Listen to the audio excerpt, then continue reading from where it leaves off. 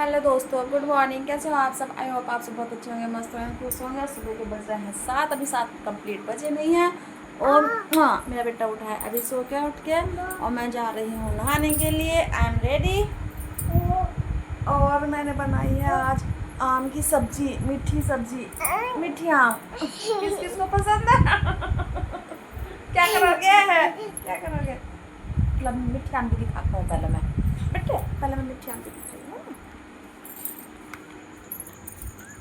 भाई मैंने बनाई है, अम्मी नन सेक रही है बाहर रोटी। देखो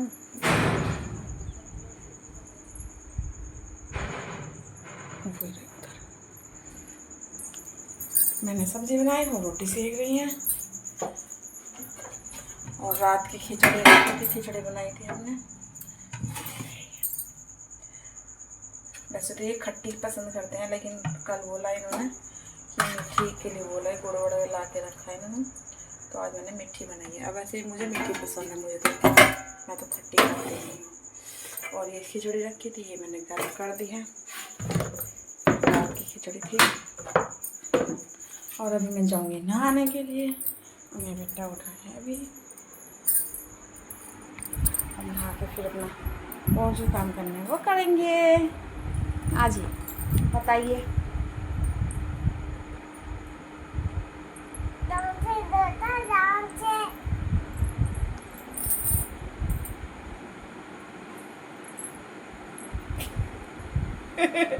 कैसे लौटते हैं ध्यान से? हाँ हाँ बेटो, बोलती ध्यान से लौट जाओ, ध्यान से लौट जाओ। कैसे? हाँ? हवाई जहाज से? कौन लाएंगे? किसके लिए? आपको ना देने के हम चॉकलेट?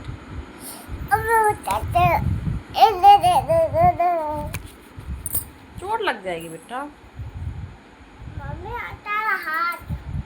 बोलो क्या? हेलो गाइस, गुड मॉर्निंग, कैसे हो आप? बोलो हेलो भाई, कैसे हो? हम नहीं चलते।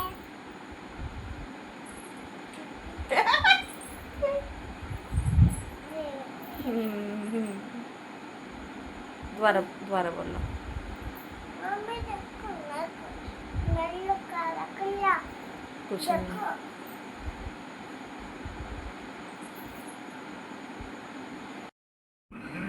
तो गाइस, यहाँ करती है मैंने दोपहर के खाने की तैयारी। और ये देखो पीछे मेरी सासू माँ है जो नाश्ता कर रही थी, और उसकी मैं तुरंत ही खाने की दोपहर की तैयारी कर देती हूँ, क्योंकि आज सब्ज़ी बननी थी चूल्हे पर। और सब्ज़ी बननी है आज हमारे यहाँ कढ़ी, तो उसकी तैयारी मैंने की है। तो यहाँ जो नाश्ता वगैरह तो सब हो गया था, कुछ कर रहे थे, तो जो बर्तन वगैरह हो गए थे मैंने पहले वो बर्तन वगैरह सब साफ़ किए, क्योंकि मेरे को सिंक में बर्तन ज़्यादा पड़े हुए अच्छे नहीं लगते, और जब सिंक भर जाती है तो मुझे बहुत बुरी लगती है। और मैं थोड़े थोड़े बर्तन ही साफ़ करती रहती हूँ। लेकिन ऐसा होता है ना कि अगर परिवार में एक दो जने हों, 2 3 4 जो भी होते हैं, तो उसमें इतना काम नहीं बढ़ता। लेकिन जहाँ छोटे बड़े हर तरह के मेंबर्स हों ना, तो वहाँ पर काम बहुत फैलता है। अब यहाँ ऐसा है, मैं कितने भी बर्तन साफ़ कर लूँ, बट सिंक में बर्तन पड़े हुए दिखाई ज़रूर देते हैं, और मुझे वो बहुत गंदे लगते हैं। तो बर्तन वगैरह साफ़ करने के बाद मैंने की प्याज लहसुन वगैरह कटिंग की, क्योंकि आज बनाने वाले हैं हम कढ़ी। और वैसे तो कुछ लोग तो सिंपल कढ़ी बनाते हैं, मतलब मिर्च मेथी से तड़का लगा देते हैं, लेकिन यहाँ प्याज लहसुन वगैरह डाल देते हैं। तो यहाँ मैंने वो कट किए, देखिए लहसुन प्याज मैं कट कर रही हूँ। और उसके बाद मैं बाहर चूल्हे पर बनाऊँगी कढ़ी, क्योंकि कढ़ी जो है वो ज़्यादातर चूल्हे पे ही बनती है हमारे यहाँ। वैसे तो हम रोटियाँ भी सुबह शाम की रोटियाँ भी चूल्हे पे बनाते हैं, बस सब्ज़ी और चावल वगैरह जो दोपहर का होता है वो कर लेते हैं हम गैस पे, क्योंकि दोपहर में आ जाती है धूप बहुत ज़्यादा। तो अभी भी धूप आ चुकी थी, तो यहाँ मैं कढ़ाई लेकर पहुँच गई, चूल्हे में मैंने आग जला दी थी।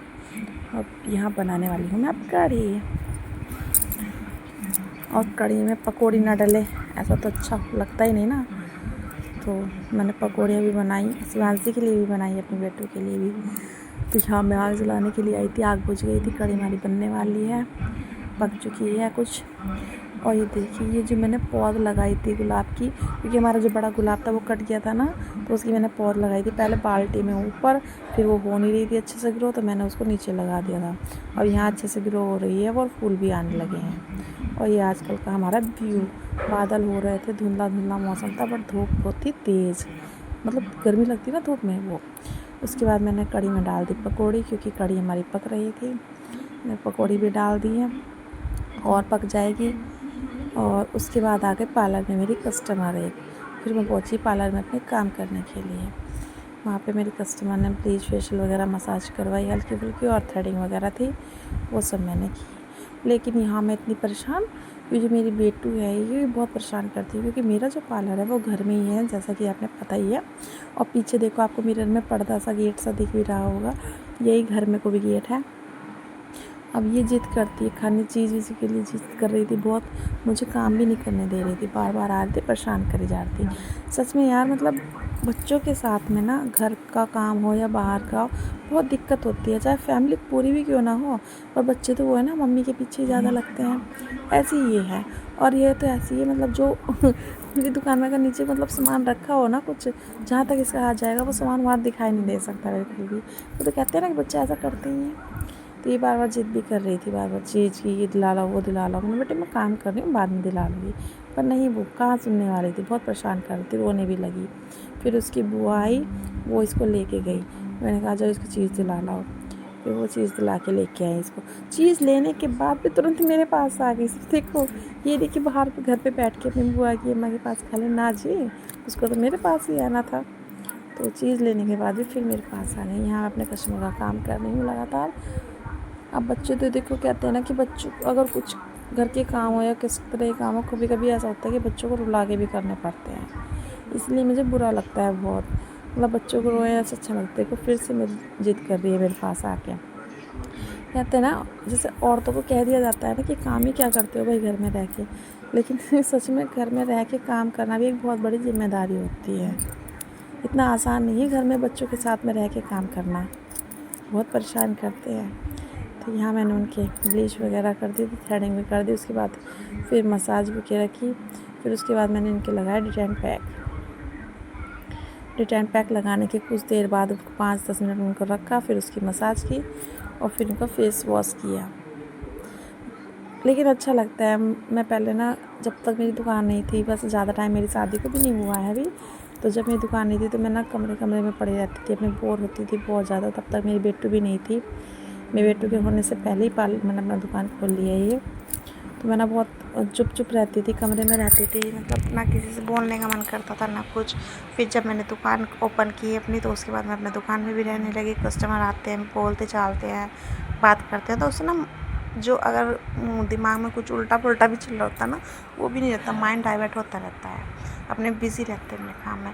अब इतना तो ज़्यादा नहीं कि हाँ मेरा पार्लर बहुत ज़्यादा चल रहा हो, बट ये है कि अपना ठीक ठाक है, अपना जो भी अपना 2-4 कस्टमर आते रहते हैं। अपना घर में है और थोड़ा लोकल एरिया है ना, तो उसकी वजह से है। जैसे कोई गांव में भी अच्छा हो जाता है, तो थोड़ा लोकल एरिया है, कस्टमर आ नहीं पा रहा है यहाँ ज़्यादा, तो इस वजह से अपना ऐसा ही है।